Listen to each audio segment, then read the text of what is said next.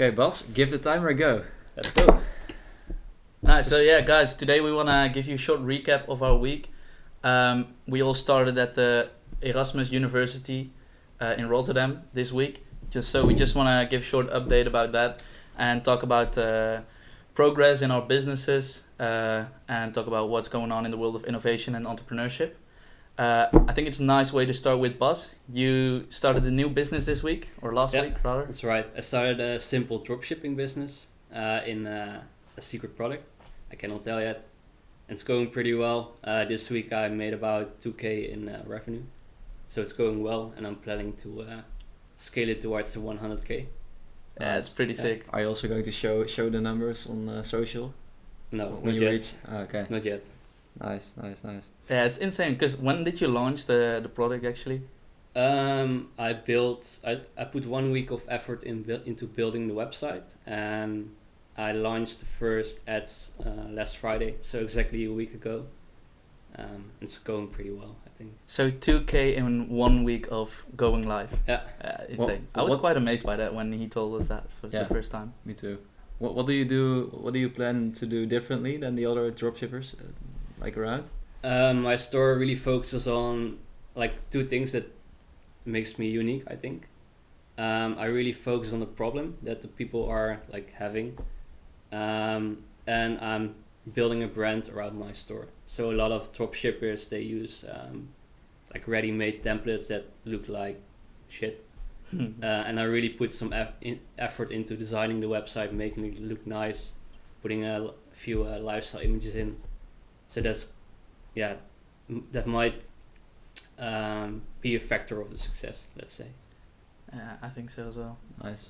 Because usually when I think of dropshippers, I usually have this bad taste in my mouth because I think they are kind of scammers, really, and they have all these shitty websites, and I have no idea how they make all the money. Because I mean, I'd rather go to a trusted platform like Amazon or in the Netherlands we have bol.com. So I'd rather go to one of those sites because I really trust them. So it's really nice to see from this close how you are now making all this money. Yeah, you wonder why they make money, but actually it's the case that they make money for Facebook because they just sell someone other's product and give the money to Facebook because they spend so much budget on Facebook marketing. True, yeah, they are the big winners. So Bas, if you have some insights in the first week, do you actually spend so much money on ads like everyone tells us? Yeah, in the first week you really have to put in some money to actually draw in customers to find which ads is winning. So you start testing with a lot of different videos, and the customers respond differently to each video. The video that wins, you will continue with that. And in the beginning, like you have to spend a lot of money to gather a lot of data about your audience, because you don't know exactly who will buy the item.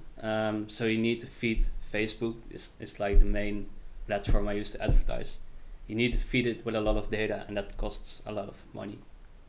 But after that, after you've done that, Facebook knows a lot about your audience, and it will be much easier to sell your products with a higher profit margin, let's say. Yeah, Nice. it's insane.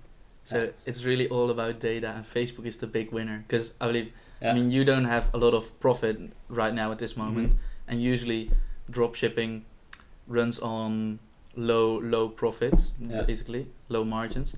But Facebook just gets a shitload of money in. Yeah, exactly. Like as pure profit. And they get the data, which is also one of their key resources. Exactly. Like the kind of the golden standard in e-commerce is that your product, like the price you sell your product for, should be dividable by 3. So 1/3 of the price will go to the product costs and the shipping costs. 1/3 will go into advertisement, so that's quite a lot. And 1/3 or like 20% will be your profit margin. So like Facebook's makes like 1/3 on every item you sell, and that's a lot. Yeah. Yeah. Fantastic. But enough about dropshipping. I'm sure we talk about it again, but what about your business this week? it's so actually I did because it's the start of the new academic year. So it's kind of you start recapping and start maybe drawing overviews. I'm not sure what you guys do, but the first week for me is always if I start a new adventure like we do now. I always try to. Actually, this morning I had the idea to make a kind of a map of what I'm doing actually, all of I'm doing, because it's sometimes it's quite hectic and you do like 5 or 6 things at the same time. So for me it's kind of I always have grip on everything, but it's nice for me to visualize like kind of everything together. So what I tried to do this morning is make just a list in my notes of what I'm doing actually, and it's kind of 6 or 7 things, and I actually want to make I really want to make a website, which is the network that I'm having right now. It's actually a CV, but then including all the businesses that I have right now, but also like how much stake they have in my daily life. So it's kind of you map the importance of the long term investment that you do in something, and the daily need for attention that it needs. So yeah, that's what I tried to do today. So to get a little bit grip on what I'm doing, and yeah, actually the study that comes now this week is kind of a heavy impact in the daily workload. So that's kind of a challenge to manage. How do you guys do this? Well, for me, the study now has quite a high priority. But I'm in the same situation now. In the beginning of this adventure, I try to make an assessment of what is important to me and what do I want to focus on. And I'm kind of in the process of trying to eliminate a few projects. Like try to wrap them up and not think about it too much, because I want to focus on this adventure at the university a lot. Yeah. Which, as you say, it costs a lot of time. We had to read maybe 10 papers this week, and they like most of them were maybe 40 pages. So there was quite a lot of time went into that, which you usually spend on working on other projects. Yeah, yeah, definitely. So yeah, that's quite a challenge. And you live here in Rotterdam. Yeah. Bas and me need to travel a lot. Yeah. I mean, I'm speaking for myself. So in the public transport, I can also work a lot still, but it's still kind of challenging. True. So maybe we can tell something about the studies that we do. So cool. Bas does another study. We do the same study actually. We do innovation management. So that's about innovation and about some really nice buzzwords that you might have known in the last couple of years. You might have heard them a lot, like disruptive, innovation, radical. Like words like these are used all over. And people think they are actually doing disruptive things all the time, but it's not really the case. And today we actually learned what the disruptive definition was. Yeah. So it was quite interesting for me and for Year, I think. But maybe Bas can also tell a little bit about his. Yeah, I study strategic entrepreneurship. The way I see it is that they do innovation inside corporates, and I build a corporate. Let's say I come up with a new business. I think that would be the main difference. But it doesn't always have to be like that, of course. Yeah, and as someone else said this week earlier, its main difference is in the resources you work with. Yeah. So as an entrepreneur, you start with little resources and you try to make something new. And from a more innovation perspective, you look at a much bigger pool of resources, I guess. Yeah, exactly, and that's also what we get taught. Like we even have a course on bootstrapping, so how to make the best of your idea without any money. That will be quite interesting. Yeah, that's so you're more in the early or in the creation phase of a business. Well, I think what we did today might feel a little bit static, the part where we are into with our studies. But I guess today we heard a case of Netflix, and they were then competing against blockbusters in the time. And it might seem like you have a very large business, so nothing can actually happen within a small period of time, but then actually something happened to Netflix, to Blockbuster actually, that was insane, right? Yeah, within 6 years they went from a revenue of $6 billion exactly to bankruptcy. Yeah. Why? And it's just because Netflix changed a channel in the business model.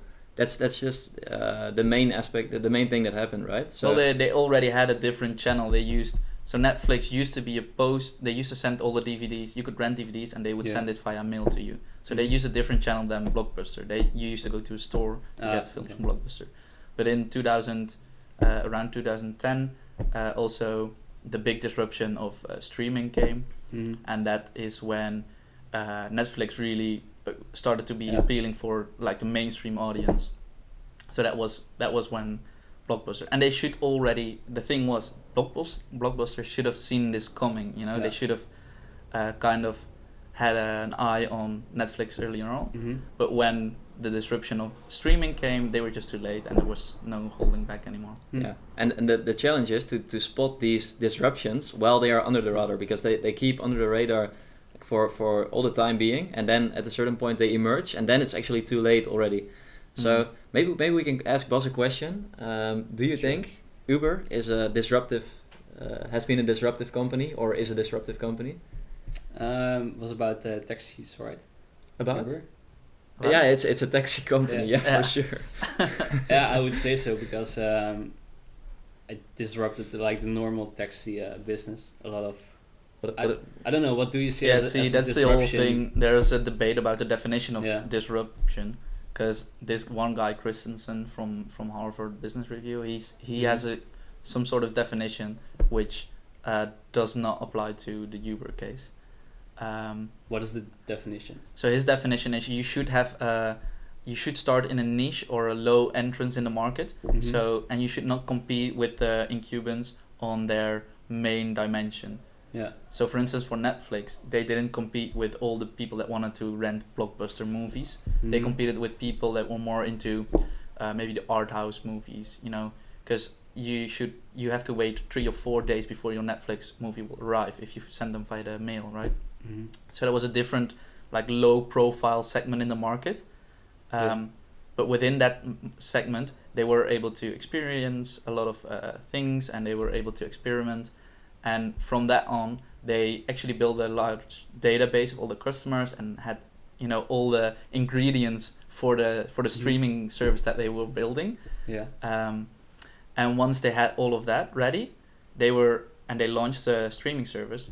They were able to appeal for the main audience, for the main market. The rocket has just launched. Yeah, and by that point, all the Blockbuster customers, they would just, I mean, why would they care about Blockbuster? They would just go for Netflix. So, and the difference is for Uber, so the thing is, Netflix, they underperformed for a long time because they had like all the long waiting times and all that. But Uber, they overperformed on a lot of everything actually. When they came to the market, they were faster, cleaner, user experience was better. Actually, everything was better. So they were more like an alternative to taxis rather than underperforming and then taking over the market.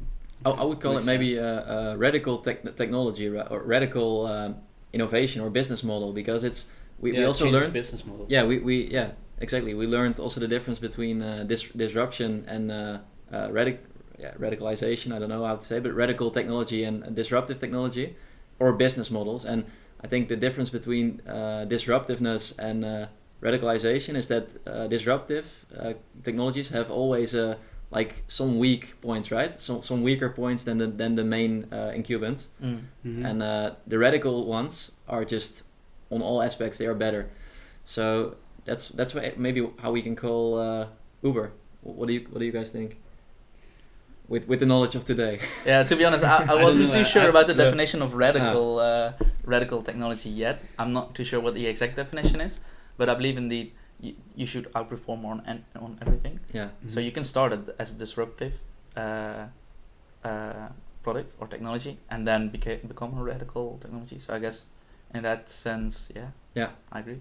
Nice. And otherwise, we make the definition today for the rocket. Yeah, so that's the whole thing with all these definitions. Yeah. All the scientists, the scholars, they keep attacking each other and they keep making new definitions. Yeah. But the purpose of a definition is just to understand the world and to base your actions on those definitions, right? Yeah, exactly. Just like if you were playing Pokemon before and you had some balls, like you had a Mega Ball, Ultra Ball, and a Master Ball. And it was just looking which Pokemon you would face, but maybe if it was a Mewtwo, a very rare Pokemon, you would throw your Master Ball, right? Because you know this is the strongest ball, so I would use that ball. So if we know the ordering of the words, disruptiveness, radicalization, and we know which one to use, right? We don't know exactly what it means, but we know which one is more like impactful. applicable. Yeah, I mean, it's all designed to understand the world around you better. Yeah. And I guess that is a great purpose for words. Cool. Nice. Anything else that you guys did this week? Well, I'm organizing a conference in December for the Dutch honors community, and we were able to sign our keynote speaker and a new partner for a workshop. So that was great. A little teaser. Well, it's a great scientist that we're gonna sign, and he's also a lot on television on the public debate. I'm not gonna say too much about it. It's still it's not officially not all the contracts aren't signed yet, but That's a very small teaser though. That's yeah, but I mean I there are think I not know. too many scientists on the television, right? nice. Okay. Basically. It's Nice. exciting. I'm also writing an article about the 100-hour work week this morning in the train. I was doing it because this is maybe interesting because we all work a lot, right? So how many hours do you work actually? I don't really keep track, to be honest. No, but I also don't keep track. I mean, there's also a lot of hours that you don't measure, right? Of course, when you're billing someone directly, or you do something, you get hired, you note down your hours. But apart from that, for example, if you build your dropshipping web shop, your own web shop, or you build your own product, do you actually measure all the hours that you put in? I try to. At least for client work, I always do. I have. Boss is the kind of person that keeps Yeah. all his Track data. of everything. Yeah. Yeah. Now for client work, I have an online tracker, and I track everything from meetings to writing the proposal. Yeah.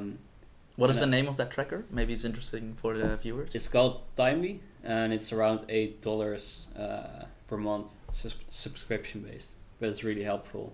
We can put a link in the description. Right? Yeah. Nice. That's I saw some nice articles on Medium where they are talking about what hours are forgotten a lot of times in measuring work time. So maybe that's interesting. I'm not sure which article it was, but I will make sure to attach it on the website of the Rocket. So keep in touch. Great. Cool. Yeah, nice. Well, I guess that's a nice recap. Yeah. And the hourglass is almost done. So what is that thing, man? For how long does it run? For 20 minutes? No, actually, it's 19 minutes and 26 seconds. So that means we're on 16, 17 minutes right now. Yeah. Okay. It's very specific. So that was the 5 minute 5 minute week recap. Indeed. Thanks for watching, guys. Yeah. Cool. See you next time. See you later. Bye.